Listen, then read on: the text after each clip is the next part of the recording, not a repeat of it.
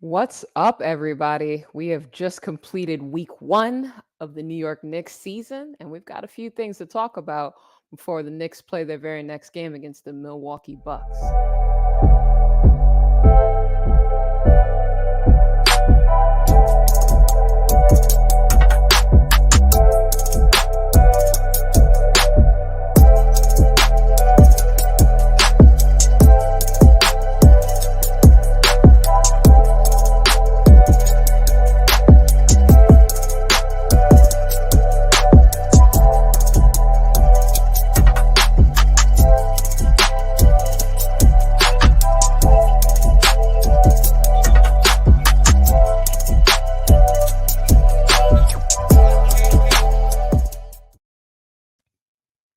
What's up, everybody? Officially, welcome to episode 21 of Tsunami Speaks, with, of course, your host, Tsunami Jones. Don't forget to like, comment, subscribe, share, all that fun stuff so we can continue to grow this channel as we keep making our way towards 500 subscribers. We're over 120, I think, at this moment. So still trying to grow this channel, of course. Forgive me for doing the show on Thursday instead of Wednesday as planned. Had a few things going on yesterday, so I couldn't get it all done. But I will go back to the Wednesday format because it works best for my schedule. And I think it's a good day in general to kind of break up the monotony of the week by talking some Knicks basketball. And again, eventually I'm looking to do it twice a week, but not as easy as I thought it would do. Thought it would be doing Jets content and Knicks content at the same damn time. We got so much fun stuff going on in the state of New York. So, hell, I'm excited though. All that being said, again, week one is finished. So I cannot believe we're already here and we're off to a fun start for the New York Knicks. And to get us started, I'm just going to show this slide here. Not my best work. I'm working on it, guys. Very new to all this fun stuff, but this just shows the teams that we've played so far. As we all know, anyone that's watching this, I'm sure knows what our record already is, but I'll spell it out just in case. The New York Knicks are 3-1 so far. 3-1. We beat the Memphis Grizzlies. I'm sorry, not beat them. See, that's how optimistic I am. I'm already revising history. So we lost to the Memphis Grizzlies in an overtime game. We lost 115 to 112. And then we got our revenge game, so to speak, against the Detroit Pistons, beat them pretty soundly here, 130 to 106. And then we played Orlando Magic. I guess that really should have been considered the revenge game, so to speak, that I mentioned, because Orlando had I won't say they had our number, but they always came to play and they gave us everything they had every time. And we didn't always come to play when we would play the Orlando Magic. So glad that we beat them and we beat them fairly soundly. So that game. And then last night's game was something else against the Charlotte Hornets. So Knicks are 3-1 because we beat them as well. I mean, my first impressions here of the season, and it's probably gonna be something that I'm gonna say all the time here, is Jalen Brunson, though. We knew he was that guy when we saw him play for Dallas. We saw how he played in the playoffs, and all that fun stuff. And he's building off of that.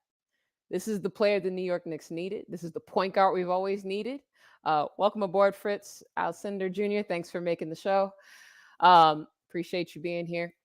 But anyway, Jalen Brunson was the point guard that we always needed and we always wanted.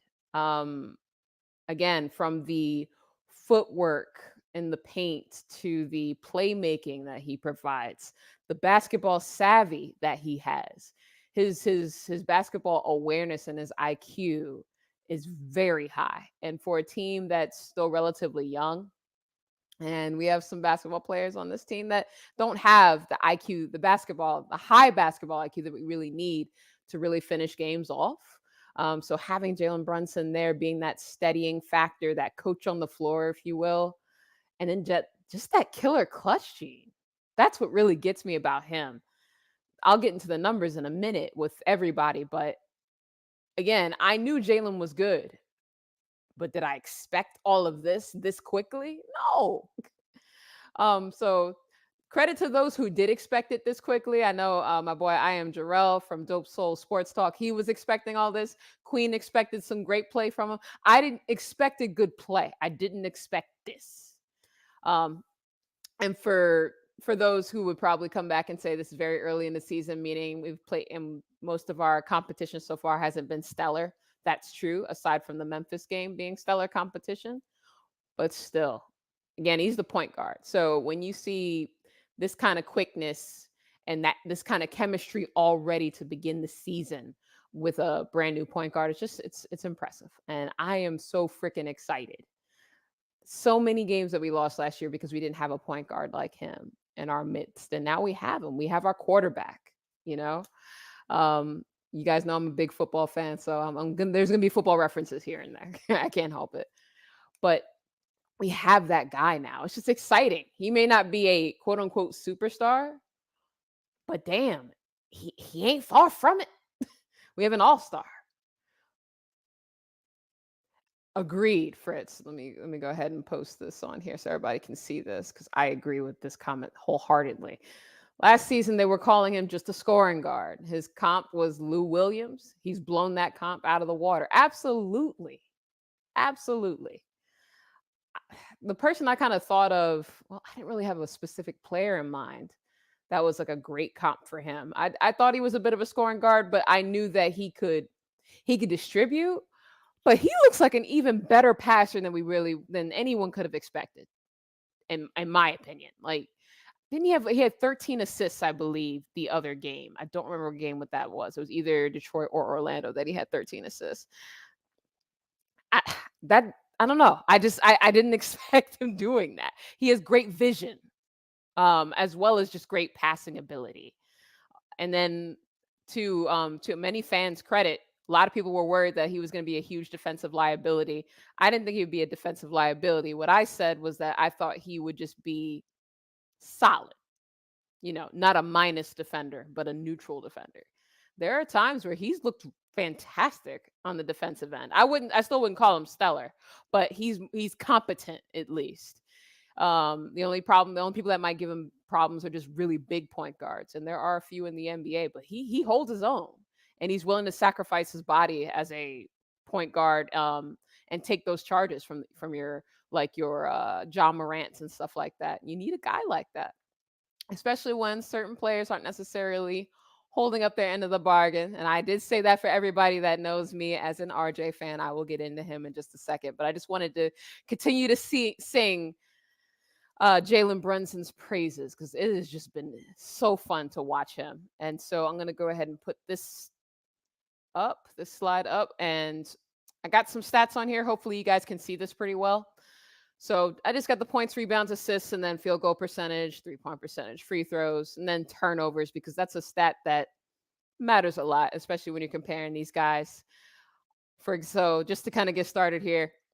And again, first 4 games of the season. This would have been the first 3 games, but I went ahead and looped in Charlotte's game after how fun that game was last night and just how stellar it was. So RJ Barrett is averaging 17.8 points per game, 6.3 rebounds a game, 2.3 assists, and his field goal percentage is trash right now. And I can say that as an RJ Barrett fan. I want us to win. So I'll go ahead and just be honest there. It needs work. His 3-point percentage, I don't even it's awful right now. 14%. His free throw percentage, though, is at 87.5, and I'm really happy to see that. That's been kind of steady so far because he's still getting to the line some, just not as much as expected or not even close to what he was getting to the line last year. So hoping to build on that, but his turnovers per game is a little high too, with the 2.5 turnovers compared to those 2 assists. So it's pretty bad assist to turnover ratio, but I expect it to get better. And like we said on Dope Soul Sports Talk the other night, and I will continuously keep saying this is so early right now when it comes to stats. So you won't see me panicking yet. You won't see me going, but so far, even though I did just sing all of Jalen Brunson's praises, but it's not even statistically based that I'm excited about with Jalen Brunson. It's just what I'm seeing on the court from possession to possession. So that's different. Julius Randle, these stats have impressed me. I will give him this. Starting out with 20.3 points per games, 8.8 rebounds, 3 assists a game, 47% field goal percentage, 3-point percentage is at 30, 72.2 free throws, and 1.5 turnovers a game. I love where he has his turnovers right now. His assists have been solid. He's still passing the ball really well. I think the last game against Charlotte, he didn't necessarily have quite as many assists as he had had in prior games, but he's been playing very sound and great basketball. I'm not a big Julius Randle fan, but I call a spade a spade. He has been balling out so far. He's just it's so many different layers with Julius. The first layer is just the energy is there from possession to possession. He's defending.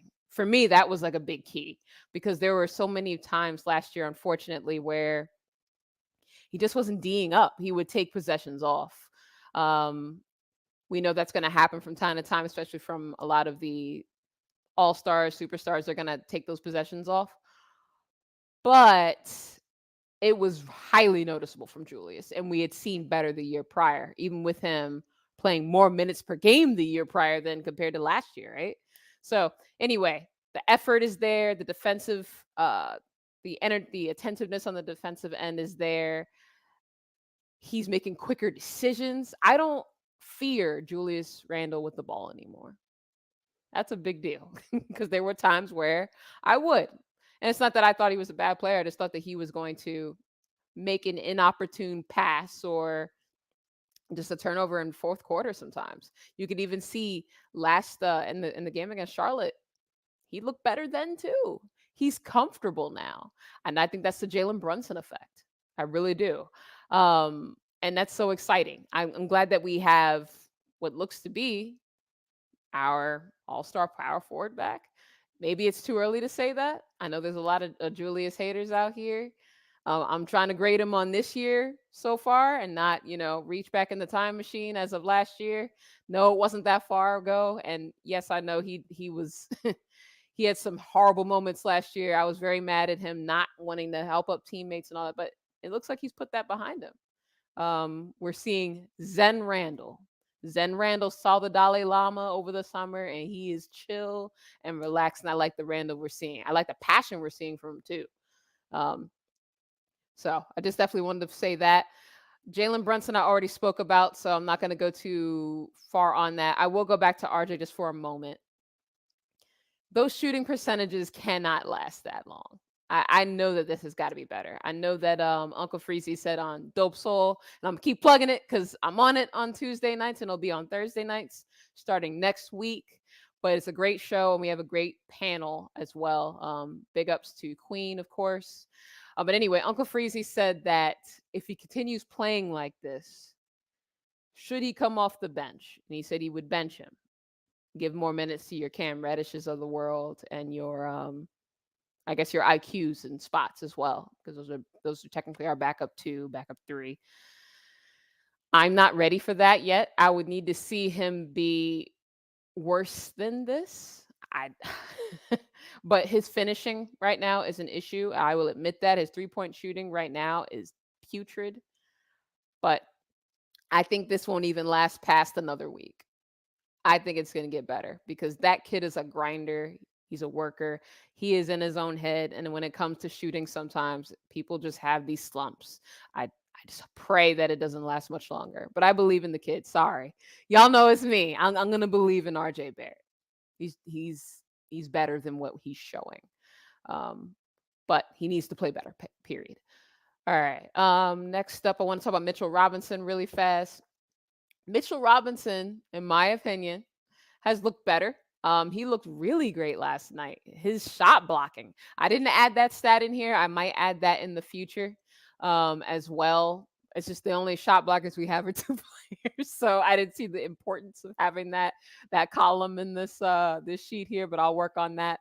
But he had 6 blocks last night, and anytime you have a major shot blocker like him, it's not even just the blocks that you have, it's the shots that you alter as well. And you cause people to just not make them because they're afraid, Well, not necessarily afraid, but they're not like, oh, I got to shoot it they overthink their shot and then they miss it that way and things of that nature. So I'm liking what I'm seeing from him on the defensive end. Field goal wise, we already know he's always gonna have a high field goal percentage. I'm not gonna read all his numbers. Um, the only thing, and we mentioned it on the show last night, is I know his rebounding needs to come up a little bit. Seeing that 5.3 even now is a little worrisome, but I believe it was 4 point something on Tuesday. So he brought it up a little bit from Wednesday's game. So the way I see it, he's going to have a few games where he's going to rebound the crap out of the ball. And I think he still finishes at the 8 rebounds, not 8, the 9 rebounds and change that I was expecting him to be at by the end of the season. I think he's going to get there towards the end. But he can't have games like he did against Memphis when he fouled out or almost fouled out. He had 5 fouls. I think he played 13 minutes. Can't have that. That's supposed to be rookie Mitchell Robinson, second year Mitchell Robinson, not year 4 Robinson. So I'm expecting better from him on that aspect, but I'm excited about him though, as far as his defensive intensity right now. He's locked in. Um, and then with Jalen Brunson, he's going to continue to get easy shots, and I think he's going to keep getting more lobs. We saw him put a little it looked like a baby hook in the early in the game against Charlotte. That was exciting to see. So I'm hoping to see I'm hoping and excited about what we're going to see as the season goes on. Hope the big kid stays healthy. Evan Fournier looks pretty much the same as he looked last year, except he's not necessarily shooting the crap out of the ball or shooting the ball really well yet. He's not taking a lot of attempts per game either, so I'm not really pressed about it. The threes that he's shooting, they all seem to be he's in rhythm, good timing and all that. And he still has pretty good synergy with Julius still. So I think he's going to have one of those Boston games, if you guys know what I'm saying, where he has that 20-point, 30-point breakout. I think it's coming. It just hasn't happened yet. It'll be interesting to see if it happens in the next few days because we have 2 tough games coming up. And that's going to be very interesting in general. His defense looks a little bit better than what it was last year. I would say that it's more his effort is there, as opposed to last year. There were just times where he just wasn't trying. And from his lips, he said he was more focused on getting his offense together. So hopefully now he kind of has a good understanding of what his role is on offense and he can put in more effort on defense. Otherwise, guys like the people that I'm about to mention in a second, they're going to take more minutes from him. I won't say they will take his starting job, but more minutes for sure. It seems like Tibbs is very comfortable going with the closing lineup that's playing the best. So whether that's Emmanuel Quickly, whether that's Cam Reddish, whether that's Obi Toppin, whether that's Grimes when he comes back, we'll see. What else?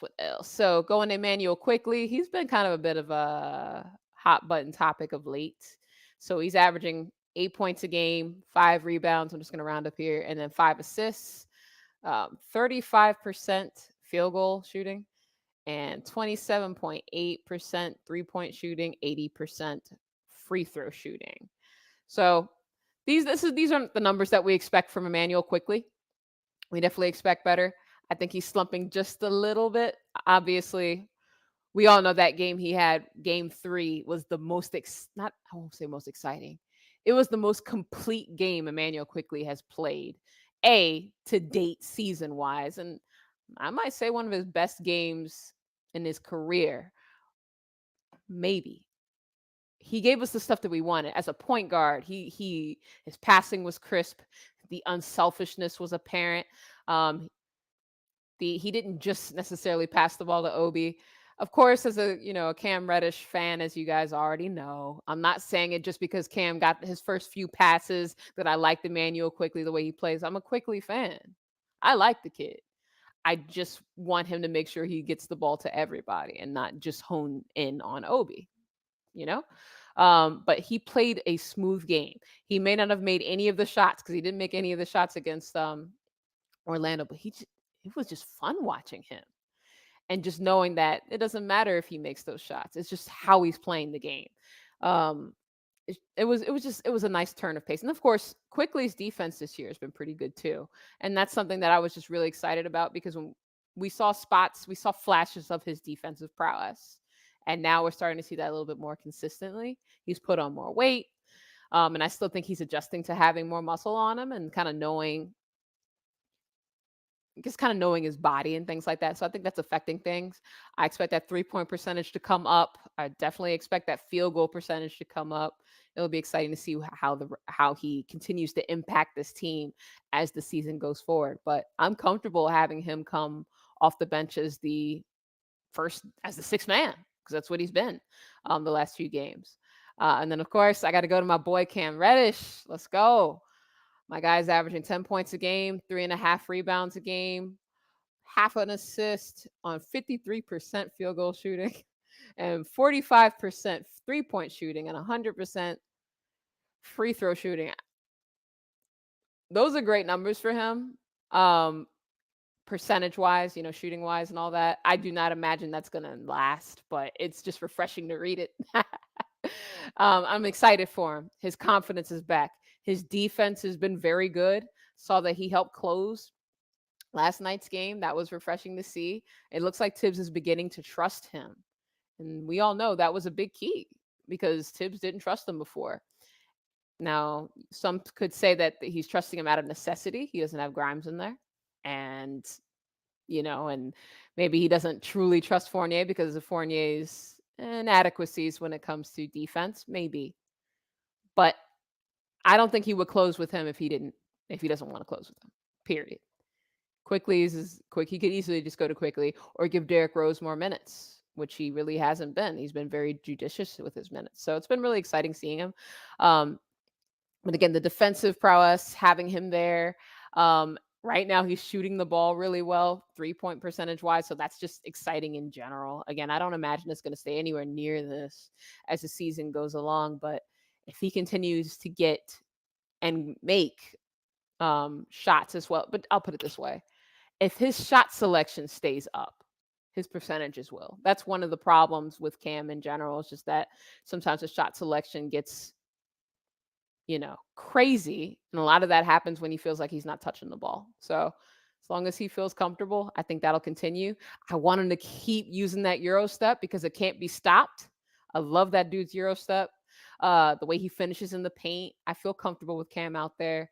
And I hope he continues to feel that way because I would love to get more minutes with him out there on the floor. 7 points yesterday, and he had 7 points early. He didn't really get many more chances to shoot, but he didn't let that frustrate him at all. He just locked in on defense. And that's how Cam's going to win over Tibbs is by putting out that consistent and aggressive defensive behavior. So excited to see him. Obi's been really solid this year. He's got 9 points per game, 3.5 rebounds, 1.8 assists, 55%, well, more 56% field goal shooting. That 50% from three, I don't think is right. So forgive me on that. I think it's a little bit lower than that. I swore I just looked at it earlier today. But anyway, and then 100% the free throw shooting. I think that one's actually accurate though. That said, Obi's been pretty hit or miss when it comes from threes. He shot the ball fairly well, 3-point wise, I believe, in last night's game. I'm going to see if I can find it really fast and see if I'm right. Because what is the rush? It will just take a second.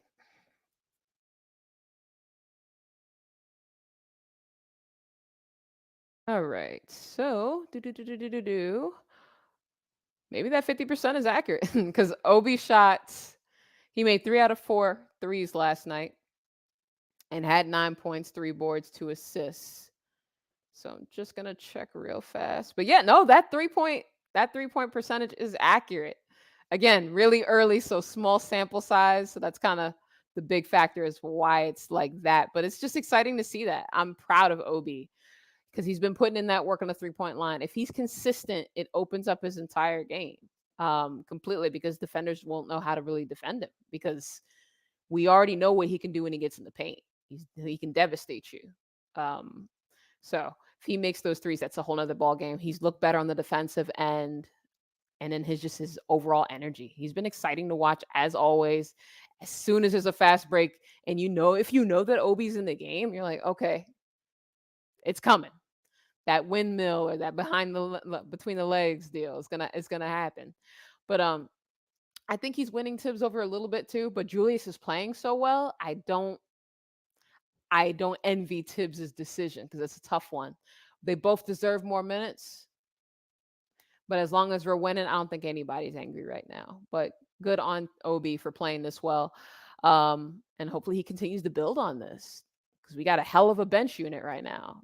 Our bench has been coming in games and destroying other teams. The only game that we actually struggled, I think, as a bench unit was Memphis. So if we can continue to play like this, I'm excited. I'll wrap this up with Derrick Rose and Hartenstein. So with Derrick Rose, he's averaging 8 points, which is amazing. So he's not averaging a crap ton of minutes per game right now. But anyway, 8 points, 2.3 rebounds, 2.5 assists, 48% field goal percentage. Not bad. 41.7% 3 points. And 100% free throw percentage as well. Pretty much everybody that has 100% has shot like 2 to 4 free throws. I looked at it earlier, so don't take too much stock in that. But Derek's been good. I said it the other day. He's like basically they're just certain possessions where he just goes back in the time machine and he kills. It's fun to watch that layup package when he's out there. Those reverses. And he's still a good passer. He looks for Obi. I feel like he helps unlock Obi and get him in those possessions that you need him to get him in, to be the most successful. But I see that, and I mentioned it earlier, that Tibbs is being very careful with his minutes. This is a Tibbs that I don't recognize. Bearded Tibbs is a different guy, guys. He has his moments where he does typical Tibbs things with the rotation and all that, but he's still being pretty judicious there. So I'm excited to see if this continues, but if it doesn't, it doesn't, because we're firing on all cylinders right now. But basically everybody's playing well except my guy RJ. He's the only one that's not like killing it right now. If he was, I think we'd be 4-0, but I digress. Isaiah Hartenstein, he's averaging 9.3 points, 7.8 rebounds, 1 assist per game, 60% field goal percentage, 16.7% 3-point percentage, 75% free throws, 1 turnover a game. I'm going to go backwards here. His 3-pointers are what are bothering me just a little bit. Not the percentage. The percentage is fine. I just think he's been shooting a little bit much when it comes to some of these games. I think the Memphis game, like he shot 5, maybe not quite 5. Let me see if I can pull that up super fast. Okay. 2 threes in that game. So you're making me a liar here. But in the Charlotte game, since I still have that pulled up, he didn't shoot any threes in the Charlotte game. Okay. I know one game he shot like 4, and I was a little concerned about it. But as said, as long as he's judicious in how many 3-pointers he takes a game, I'm fine with it. I just don't want him to get too 3-point happy. That just worries me. But I like the spacing that he gives us. I love his passing. Another guy who helps unlock Obi and make Obi look even better. And as their chemistry continues, I'm excited to see how much better this bench unit will continue to flourish. He's a great rebounder. He's not even getting a ton of minutes per game. I think he hovers around 20 some, and he's getting 7.8 rebounds and then that 9 points per game. So he's just putting out a lot of good production, a lot of good minutes. I like the energy he brings to the team as a whole. And he's very vocal. You need a vocal defensive player on the team. They're always important to have. It's like he's the complete opposite of Jericho Sims, but in a good way, Jericho's very quiet on the floor. And then you look at Hartenstein, he's just as vocal as hell, whereas Jericho's quiet, but Jericho's way more athletic, like completely different opposite guys. It's just funny to me. But I'm excited that we have this kind of versatility in our front court. And I think I can genuinely say that this team as a whole really is excited to play with each other. You can see it. Everybody's smiling. I already mentioned Randall smiling. Brunson's not smiling, so I take that back. But he's over there just being a killer, so it's okay. It's okay with him not smiling. But it just genuinely, everyone seems happy. The vibes are good, or to quote Jalen Brunson, the vibes are immaculate. That's what I'm seeing. You can see it on the court. and it's going to be interesting if it continues. So I'll go ahead and go to the last slide here, and I'm going to wrap this video up in a little bit. So here are my predictions. Now, Wednesday, I didn't make my video in time, as you guys know, because I had some very important engagements and then got busy on top of that. So no big deal. But I predicted on Dope Soul Sports Talk that we would beat Charlotte. And forgive me on the home away team. I see that I had us listed as playing Charlotte in Charlotte. We did not. I will be better next week. I promise on that. But yeah, we got the W.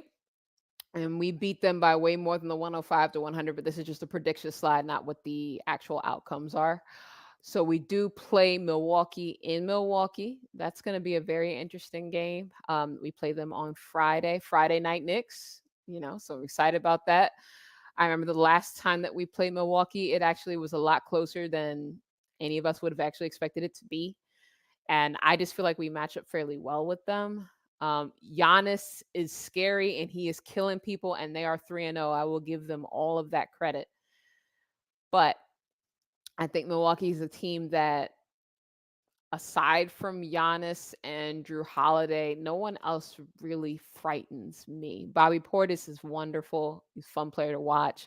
I miss him on this team, but I think our bench matches up so well with them.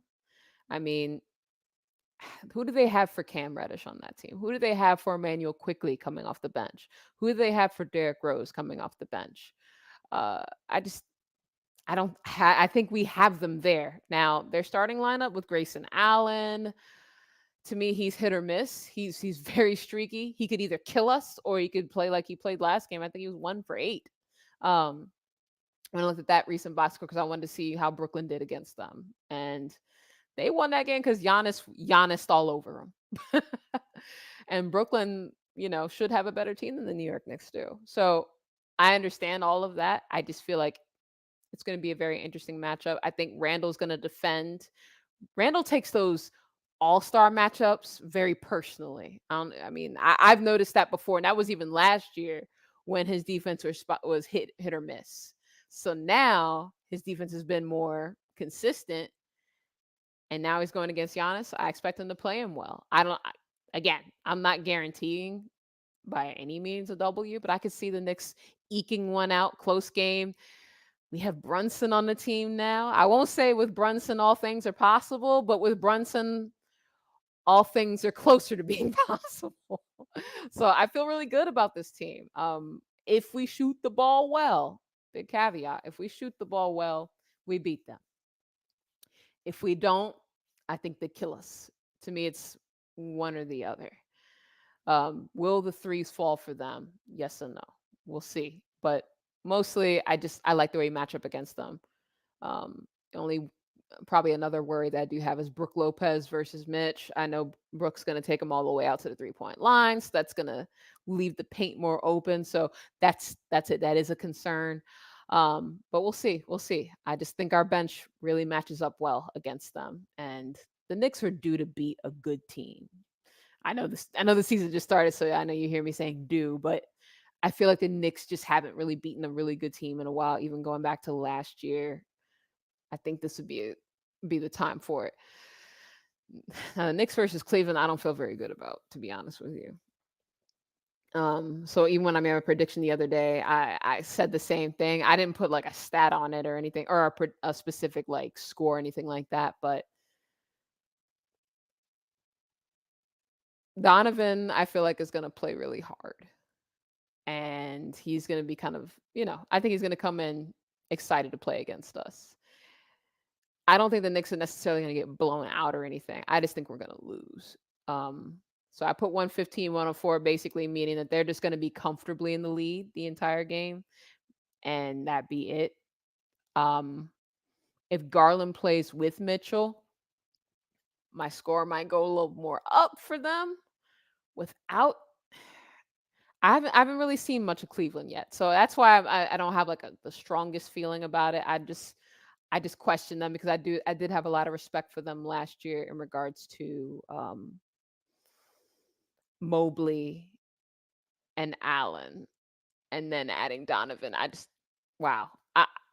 that was a good trade they made for him. They were able to trade all that capital, but I'm not I'm not doing any revisionist history. The Knicks are who they are now. It's nothing on those lines. I'm just saying, as far as team, Cleveland's going to be a tough out this year, and I think they just present some matchup problems for us. But hell, Knicks could win. Knicks could definitely win. Again, with Jalen, some things are possible, or things are closer to being possible. Whatever the heck I said a few minutes ago. Y'all get the point. I think it's gonna be fun though. So I only have 3 games listed here. Again, Charlotte already happened, so it almost looks like I have 2. But when I come back on Wednesday, I'll give you guys my prediction for when we play the Hawks next week, and I'll just tell y'all now it's gonna be a W. I think we're gonna. I think that game's gonna be personal, and the Knicks gonna beat them.